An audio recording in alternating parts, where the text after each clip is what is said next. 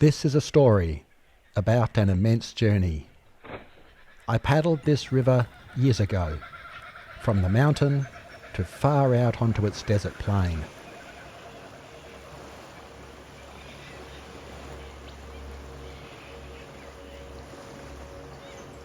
It's a ribbon of life in the vastness of inland Australia. They say that some journeys have no end. Well, we'll see. Now I've come back to be with the river once again, to the river that seems to flow endlessly through my veins.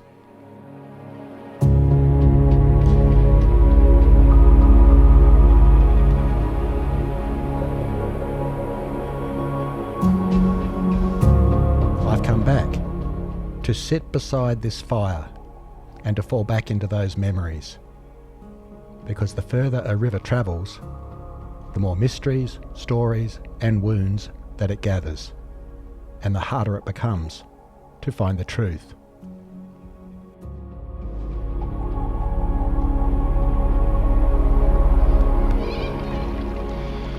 I started my journey up on the summit of Mount Kosciuszko,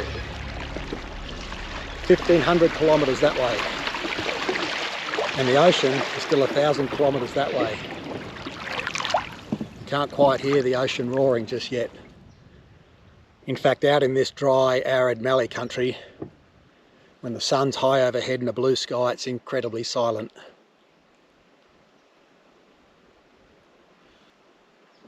It's a silence you need to get used to. And there are hundreds and hundreds of kilometres of the river like this. Great big meandering journey. Steep banks on one side, great big sandy beaches on the other. On this leg of the journey, I paddled about 1,000 kilometres of the river with my daughter Bess, who was 14 years old at the time.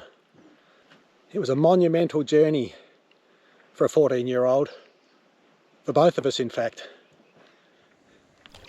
Bess and I paddled the Murray River from Robinvale in Victoria to the old port of Morgan in South Australia, through the harshest country along the whole river's length, to the place settled by our ancestors, German migrants to this country in the late 1800s, who established a farm on its banks in 1902 at Wattchow's Landing. My father, Colin Wattchow, was born by the river and had his childhood years on the family farm. But this is really a story about my great-grandfather, Hermann Wattchow, a young sailor from a family of German fishermen who lived on the banks of the Oder River. Hermann gave up the sea to take a chance in a faraway land. It's also the story of the great forces that changed the Murray in the 20th century. And it's the story of a journey that brought myself and Bess back to experience the river as family history, a place flowing with many deep connections.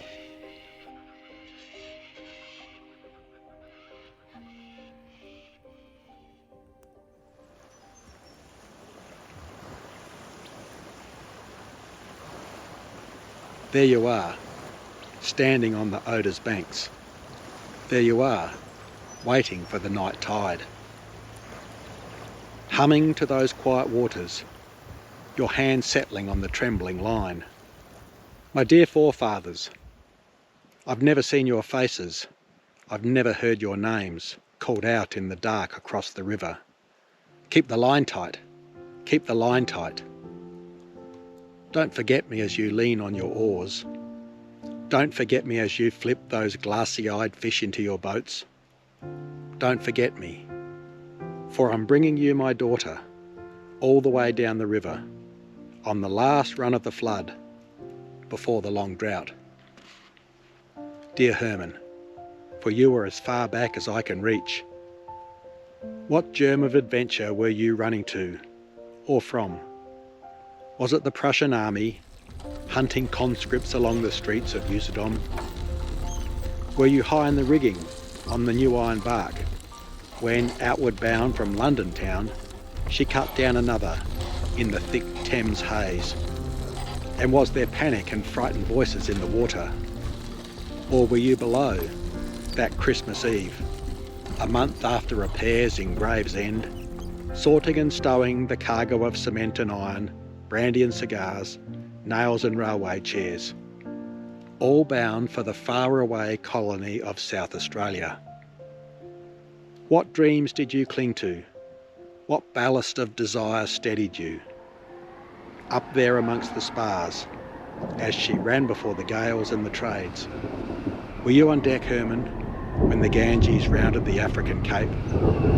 Surely the call went out for all hands when the giant waves smashed over the gunwales, wiped away the wheel, breached the cabins, and they waded chest deep in the staterooms.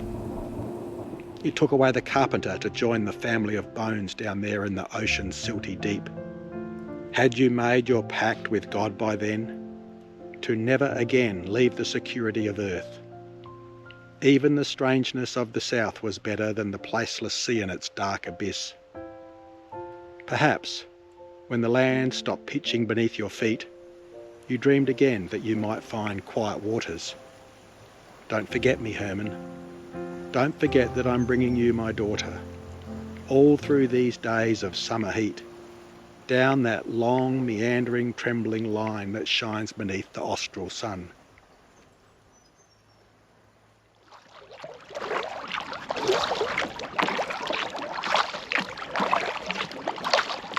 We're often toiling away for hours underneath that burning sun,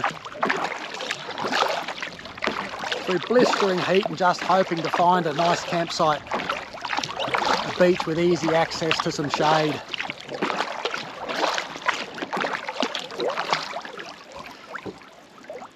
We'd often started pre-dawn, up in the dark, paddling by sunrise,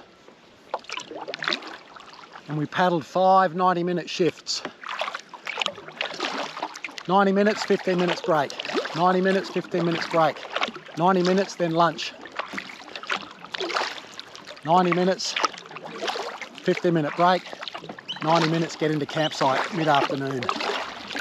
And just try to stay cool.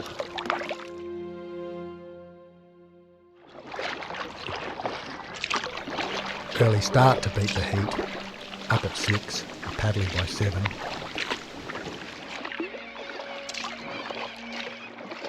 On through the drought country, cropped tight by sheep and ruined by rabbits.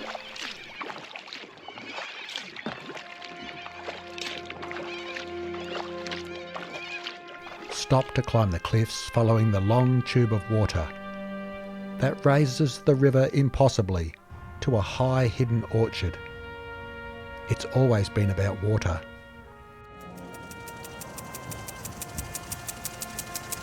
They might think they've tamed the river here, doing God's work, turning wasteland into garden. First it was simple ditches and gravity. Later it was locks and weirs, pumps and pipes. But dreams and prayers have died here just as easily in the hard years.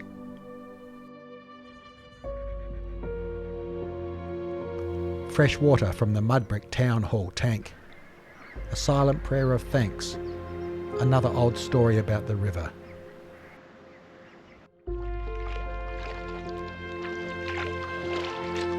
It's 42 degrees of thermometer hover in the shade. The river falling less than an inch per mile. Down towards the old farm in the Riverlands.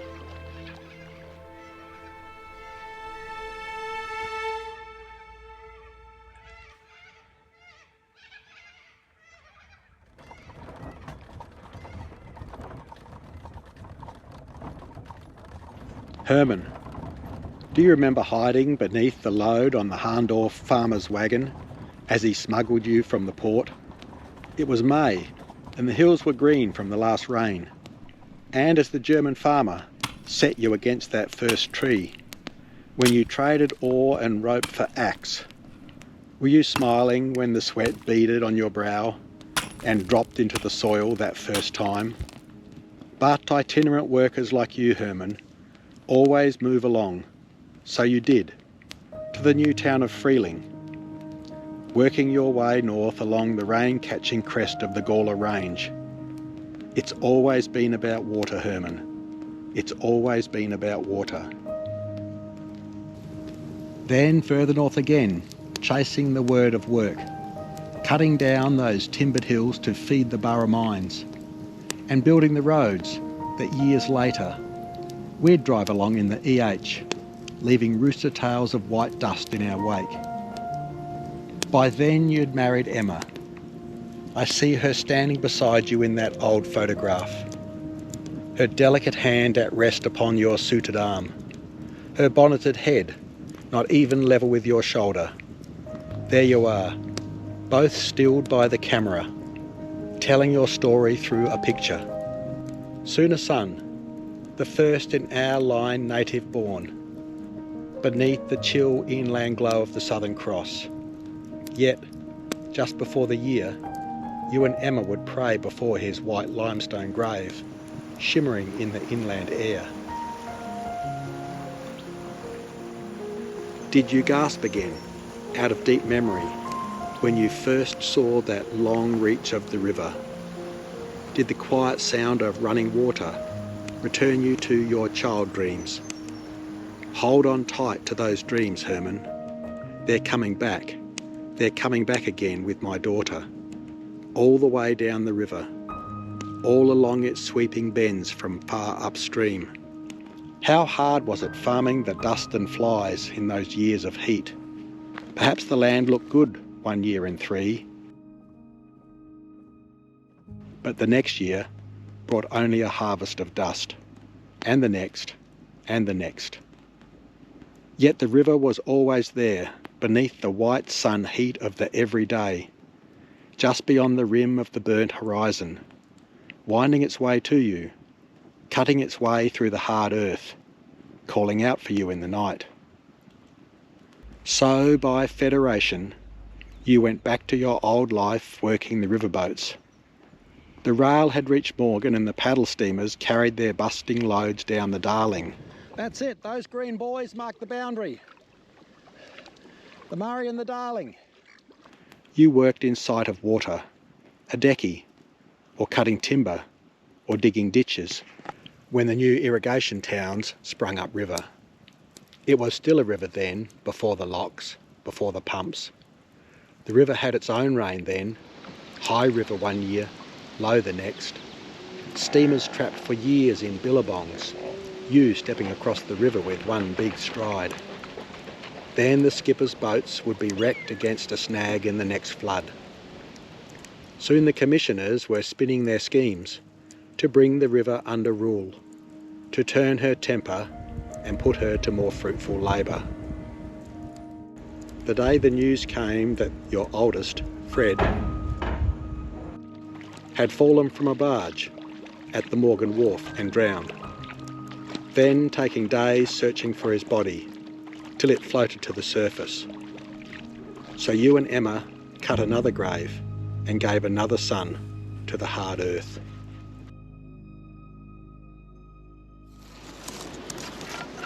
Well, my membership of the Canoeist Union will be cancelled if I don't stick with my schedule of cuppers.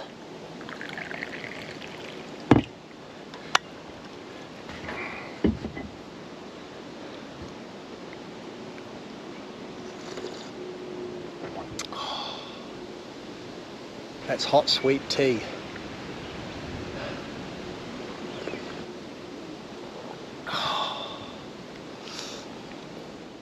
The towns as you head downriver are about 200 to 300 kilometres apart, the major towns.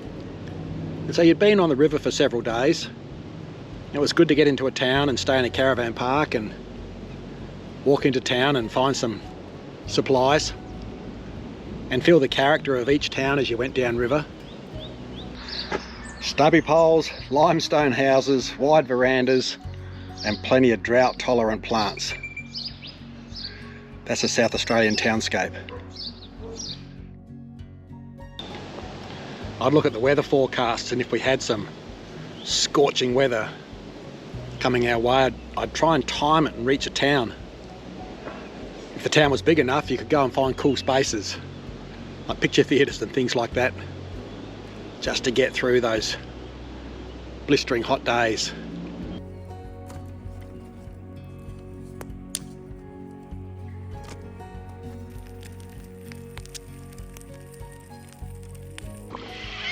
This section of the river through the Riverland in South Australia is dotted with a whole series of towns. Renmark and Berry and Loxton, Waikerie. They were part of the irrigation colonies, the first attempts to irrigate from the Murray River and turn that dry red soil into farming country or agricultural country. And initially they were simply digging irrigation ditches and trying to use the fall of the land, of which there's almost none, to get water out onto the floodplain. But then in the early 1900s they brought out the Chaffee brothers. They were Canadian, I think, and they'd set up irrigation districts in California, and they brought them out to set up irrigation districts with pumps on the river. They were the first irrigation colonies on the river. Well, you know you're in irrigation country when a town pays homage to its pumps. This is Pioneer Park in Waikerie. And this is a 6-cylinder Worthington Simpson 2-stroke upright marine type crude oil pressure diesel engine, and it was installed in the Waikerie pumping station in 1928 and served the district well until 1965. No bad thing to be reminded of the past and the role of the great pumping engineers in our life. Where would we be without them?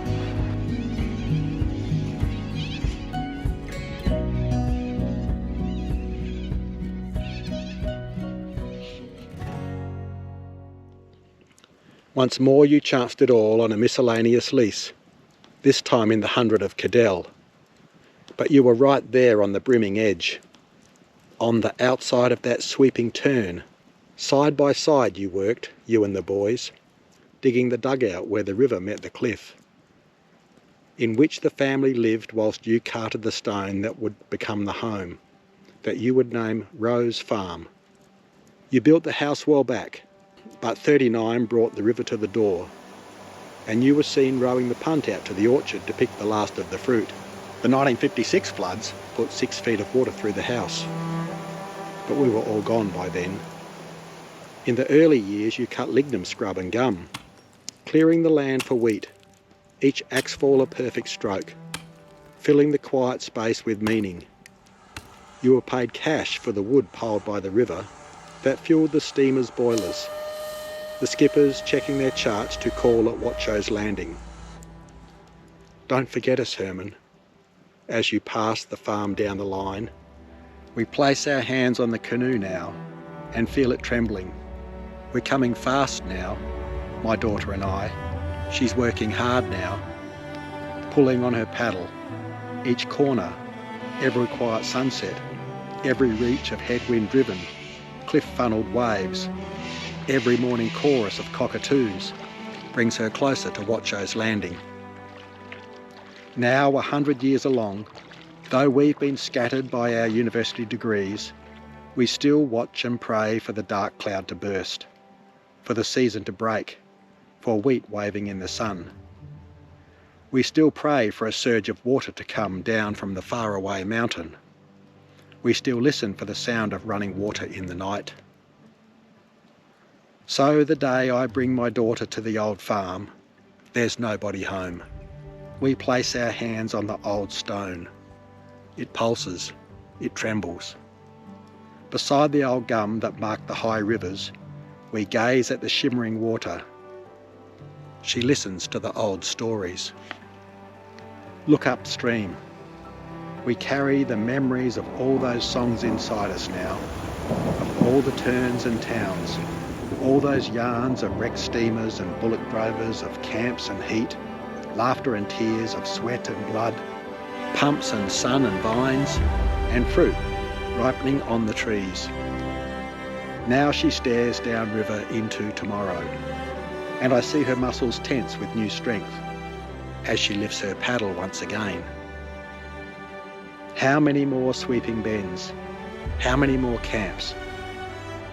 Overhead, 3 pelicans circle on invisible heat, above the old farm, above the white graves. She wears their feathers in her hat now. Her tongue does not know the shape of the old words, but she reads their inscriptions everywhere. She sees and begins to love the song of the wounded river. There's sweat on the land, there's blood in the river. All the way down, all the years along the trembling line to Wattchow's landing.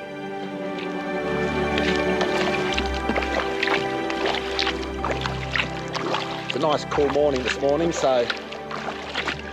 and no wind, so beautiful paddling conditions. Some days the kayak just gets up and wants to run. You don't feel like you're pushing, you're just sitting up on top of the water.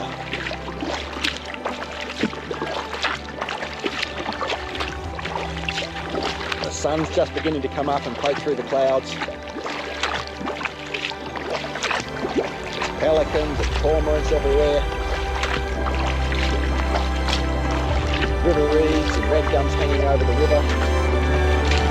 Great yellow limestone cliffs ahead. It's a great scene.